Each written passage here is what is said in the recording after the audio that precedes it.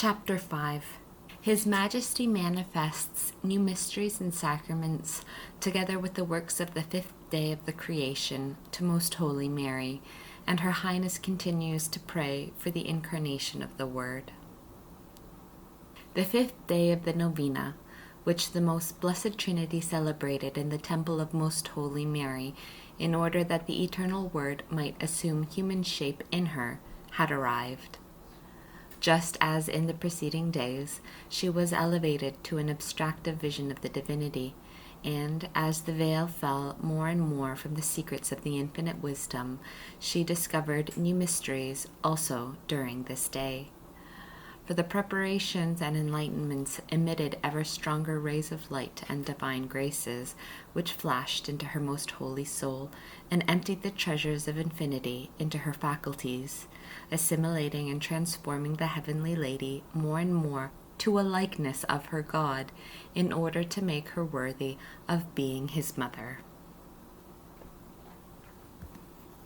In this vision, showing himself to her with ineffable signs of affection, the Most High spoke to the heavenly Queen and manifested to her additional secrets, saying, "My spouse and my dove, in the secret of my bosom, thou hast perceived the immense bounty to which my love for the human race inclines me, and the treasures which are secretly prepared for their happiness. So powerful is this love in me that I wish to give them my only begotten for their instruction and salvation. Thou hast also seen something of the small returns of their most listless ingratitude and contempt, in which men hold my clemency and love. Yet, although I have shown thee part of their malice, I wish, my friend, that thou shouldst once more know in me how small is the number of those who are to know and love me as my chosen ones, and how great and extended is the number of the ungrateful and the reprobate. The innumerable sins and abominations of these impure and defiled men, whom I have foreseen in my infinite knowledge, retard my bounteous mercy, and have locked up the treasure house of my divinity, making the world entirely unworthy of receiving my gifts."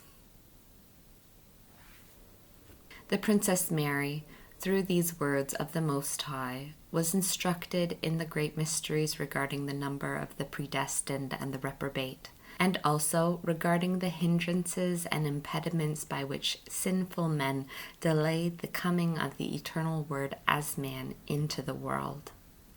Having present before herself the vision both of the infinite bounty and equity of the Creator, and of the measureless iniquity and malice of men, the most prudent mistress, inflamed by the fire of divine love, spoke to His Majesty and said, "My Lord and infinite God of wisdom and incomprehensible sanctity, what mystery is this which thou hast manifested to me? Without measure are the misdeeds of men, so that only thy wisdom can comprehend them. But can all these and many more perhaps extinguish thy bounty and love, or vie with them? No, my Lord and Master, it must not be so. The malice of men must not detain thy mercy. I am the most useless of all the human race, yet on its behalf I remind thee of thy fidelity. Infallibly true it is that heaven and earth will come to naught before thy word can fail. And it is also true that thou hast many times given thy word through the holy prophets, and thou hast promised them by word of mouth a Redeemer and our salvation. How then, my God, can these promises fail of fulfillment without conflicting with thy infinite wisdom? Or how can man be deceived without conflicting with thy goodness? In order to induce thee to fulfill thy promise and to secure them eternal felicity through thy incarnate word, I have nothing to offer on the part of mortals, nor can any creature oblige thee. And if this blessing could be merited, then thy infinite and boundless clemency would not thereby be glorified. Only through thy own self can this obligation be imposed upon thee, for only in God can a sufficient reason be found for his becoming man. In thee alone was the reason and the motive for our creation, and therefore in thee alone also the reason for our reparation after our fall. Do not seek, my God and most high King, for merits, nor for a greater motive than thy own mercy and the exaltation of thy holy name.